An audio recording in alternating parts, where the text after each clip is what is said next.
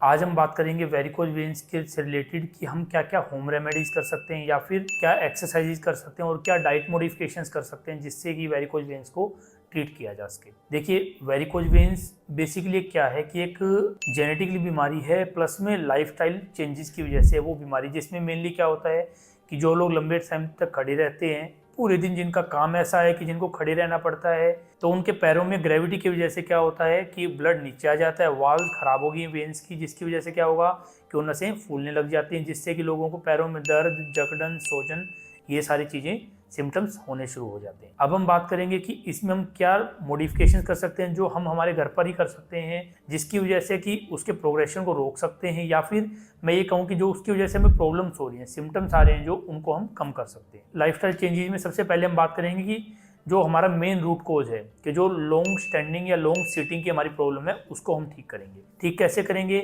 अगर हमें ये लगता है कि आपका लंबे समय तक पूरे दिन सुबह से शाम तक खड़े रहने का काम है या फिर टेबल पे बैठने का काम है, जिसकी वजह से क्या हो रहा है कि आपको पैरों में सोजन, पेन और ये सारी प्रॉब्लम्स आ रही हैं और आपकी वेन से फूल जाती हैं, तो हम उस चीज़ को बीच में ब्रेक करेंगे। ब्रेक का मीन्स क्या है? अगर मान लीजिए कि आप खड़े रहते हैं तो हर 2 या 3 घंटे में 15 मिनट के लिए चेयर पे बैठ जाएंगे और अपने पैरों को सामने आगे कोई भी स्टूल या चेयर रख के उसके ऊपर पैरों को एलिवेट कर लेंगे, सो दैट कि जो आपका ग्रेविटी की वजह से ब्लड नीचे आ गया है वो वापस ऊपर बॉडी में चला जाए, आपके हार्ट में चला जाए, और जो आपके पैरों में सोजन, जकड़न या दर्द हो रहा है वो कम हो जाए। या फिर जो आपका पूरे दिन बैठे रहने का काम है, बैठकर चेयर पर करने का काम है, तो बीच में हर 2 या 3 घंटे में आप 10 या 15 मिनट के लिए अपनी चेयर से उठेंगे और थोड़ा सा घूमेंगे, वॉक करेंगे, ताकि कि आपकी जो काफ की मसल्स हैं वो थोड़ा पंप करें, ताकि जो आपका ब्लड नीचे आ गया उसको वापस ऊपर हार्ट की तरफ भेजा जा सके, जिससे कि हम उस साइकिल को बीच में ब्रेक करें। तो सबसे पहली हमारी ये चीज़। सेकंड थिंग हम बात करेंगे कि कुछ ऐसी योगा या स्ट्रेचिंग या एक्सरसाइजेज ऐसी हैं जो हम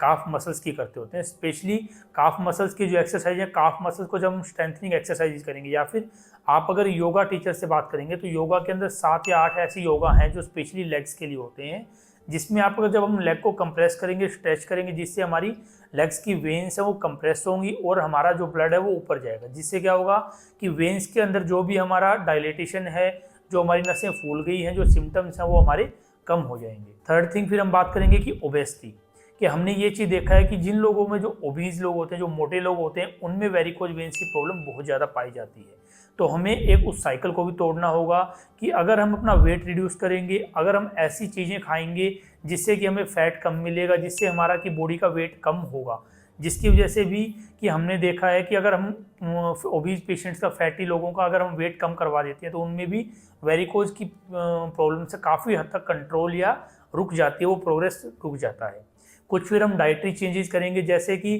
कुछ जैसे हम जो ग्रीन वेजिटेबल्स हैं, फ्रूट्स हैं, जिनके अंदर हमें vitamin C, omega 3 fatty acids, या फिर जो मल्टीविटामिन्स हैं जो भरपूर मात्रा में मिलते हैं, जिससे कि हमारी बॉडी को न्यूट्रिशन मिलता है, तो उसकी से भी हमारी वेरिकोज वेन्स के प्रोग्रेशन को, जो स्टडीज़ हैं वो बताते हैं कि उससे भी कहीं ना कहीं वेरिकोज वेन्स की प्रोग्रेशन है उसको हेल्प मिलती है, उसको रोकने में हेल्प मिलती है, और उसकी जो रिलेटेड सिम्टम्स हैं वो भी कम होते हैं। एक ये देखा गया है कि जो लोग स्मोकिंग या अल्कोहल इंटेक करते हैं, उन लोगों में भी वेरिकोज वेन्स की जो प्रॉब्लम्स हैं वो ज़्यादा ही पाई जाती है, या फिर ये कह सकते हैं कि उनमें ज़्यादा सिम्टम्स होते हैं। तो अगर हम हमारी हेल्थी लाइफस्टाइल लेंगे, अगर हम नो स्मोकिंग को बंद कर देंगे, अल्कोहल इंटेक को बंद कर देंगे, तो उससे भी कहीं ना कहीं हमारी बॉडी को एडेप्ट क्या कहते रिकवर में हेल्प मिलेगी, और जो हमारी वेरिकोज वेन्स की प्रॉब्लम्स हैं उनमें काफ़ी हेल्प मिलती है। फिर एक ड्रग की बात आती है, तो ड्रग के मामले में एक टेबलेट आती है, डेफ्लॉन नाम से आती है, जिसमें मेनली क्या होता है कि जो हमारी नसें जब फूल जाती हैं और वहाँ से खून लीक होने लग जाता है, जिसकी करके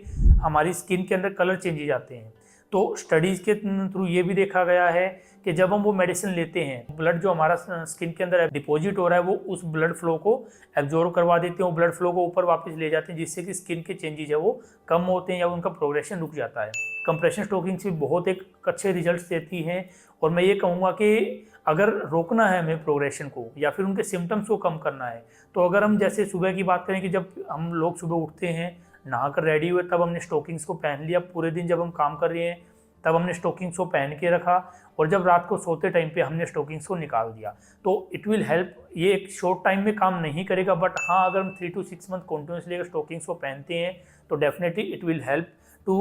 reduce the symptoms and to slow, or we can say stop the progression of the varicose veins. तो ये कुछ ऐसी होम रेमेडीज़ हैं और कुछ ये एक्सरसाइजेज या योगा हैं, ऐसी चीज़ें हैं जिससे हम वेरिकोज वेन्स के प्रोग्रेशन को रोक सकते हैं और जिससे उनके सिम्टम्स हैं उनको हम कम कर सकते हैं, सो दैट कि हम हमारे वेरिकोज वेन्स के प्रोग्रेशन को रोक सकें। और अगर ऐसा लगता है कि उसमें अगर हमें ऑपरेशन करना पड़ेगा, प्रोसीजर करना पड़ेगा, तो कहीं ना कहीं हम उस लेवल को पहुँचने में उसको रोक सकते हैं। बाकी इससे जो रिलेटेड और हमारी वीडियोज़ हैं वो हम डिस्क्रिप्शन बॉक्स या कमेंट बॉक्स में आपको लिंक मिल जाएंगे, आप वो वीडियोज़ देख सकते हैं।